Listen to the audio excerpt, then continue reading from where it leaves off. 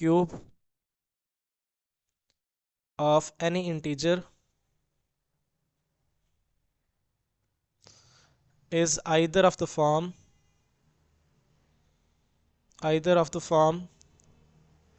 9k 9k plus 1 and 9k plus 8। जो cube होता है किसी भी इंटीजर का वो इस फॉर्म का होता है। देखिए क्यूब्स आपने देखे होंगे 27 जो है 3 का क्यूब है, तो वो देखिए 9k की फॉर्म का है। क्यों? क्योंकि मैं 27 को लिख सकता हूँ 9 इंटू 3। और के क्यूब देखिए 64 देख लें, तो 64 को लिख सकता हूँ 9 इंटू 7 प्लस 1, तो ये 9k प्लस 1 की फॉर्म का है। इसी तरह कोई और क्यूब ले 125 देख लें, तो 125 भी अगर देखेंगे तो 125 किसके इक्वल होगा? अगर मैं इसे 9 पे डिवाइड करूं तो आंसर आएगा इसका 1 और 3 13, आई थिंक 13 बचेगा। 9 इंटू 13 और प्लस 8 की फॉर्म का।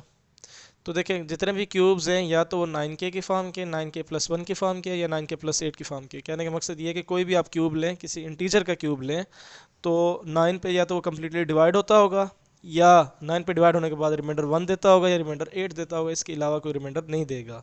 तो जो बाकी रिमाइंडर्स थे 9 पे डिवाइड करते हैं ना जैसे किसी इंटीजर को, तो कितने रिमाइंडर्स आते हैं हमारे पास? 9 रिमाइंडर्स आते हैं, या 0 आता है, 1 आता है, 2 3 4 5 इसी तरह 8 तक रिमाइंडर्स आ सकते हैं। लेकिन जब क्यूब होगा, कोई नंबर क्यूब होगा, परफेक्ट क्यूब होगा, किसी इंटीजर का क्यूब होगा, तो वो हमें सिर्फ 3 रिमाइंडर देगा, या 0 रिमाइंडर देगा, या 1 या 8 रिमाइंडर देगा। हमने इस रिजल्ट को प्रूव करना है। Okay let's see. सबसे पहले ये देखें कि मेरे पास अगर कोई इंटीजर है a, कंसीडर करें। अगर मैं इसको डिवाइड करता हूँ, इस इंटीजर a को मैं डिवाइड करता हूँ 3 पे, लेट्स सपोज मैं 3 पे डिवाइड करता हूँ। अगर इस इंटीजर को मैं 3 पे डिवाइड करता हूँ तो रिजल्ट्स क्या बनेंगे?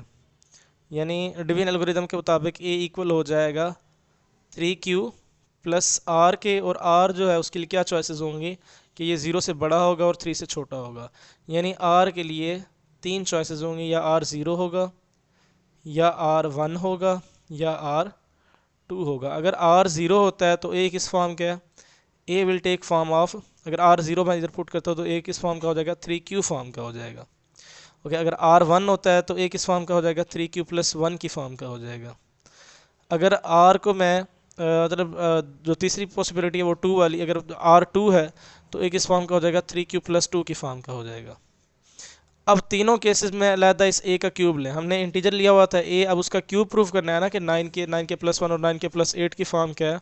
तो आप a का क्यूब लें, इधर a का क्यूब लेंगे, आंसर क्या आएगा?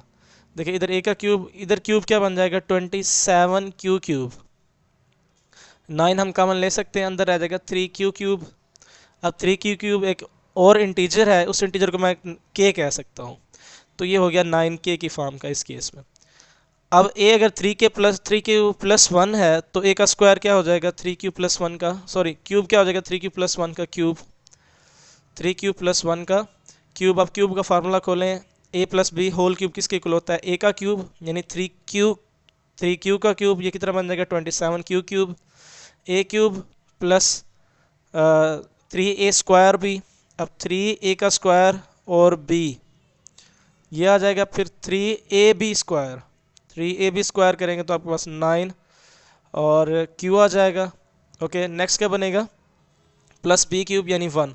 अब इन सब में से 9 मैं कॉमन ले सकता हूँ, अंदर जो भी बचे एक मेरा इंटीजर ही बचेगा आंसर में, तो ये 9k प्लस 1 की फॉर्म का हो गया। अगर रिमाइंडर 0 था तो तब 9k की फॉर्म का था, अगर रिमाइंडर 1 दे रहा था हमें a, तो उसका जो क्यूब है a का वो 9k प्लस 1 की फॉर्म का होगा। अगर रिमाइंडर हमें 2 देता है, आखिरी केस जो है, तो देखें a का क्यूब किस फॉर्म का हो जाएगा? अगर मैं इधर a का क्यूब लेता हूँ तो ये हो जाएगा 3q प्लस 2 का क्यूब। क्यूब करें तो a का cube 27q cube plus 3a square भी, यानी 54 हो जाएगा। 3a स्क्वायर b, ओके 54, और इधर आ जाएगा q square plus 3ab square करें, आंसर क्या आएगा? 36q और प्लस b क्यूब, यानी ए प्लस बी होल का क्यूब का फार्मूला खोल रहा हूँ, अगर इस क्यूब को खोलेंगे तो 2 का क्यूब कितना होता है 8। अब इन सब में से क्या काम आ सकता है 9 काम आ सकता है, अंदर जो कुछ मर्जी रहे वो एक इंटीजर होगा, तो ये इस केस में क्यूब क्या हो जाएगा 9 के प्लस 8 की फॉर्म का। तो अगर आप कोई भी आप इंटीजर लें और उसको 3 पे डिवाइड करें तो 3 पॉसिबिलिटीज़ हैं, रिमाइंडर 0 देना, रिमाइंडर 1 देना या रिमाइंडर 2 देना।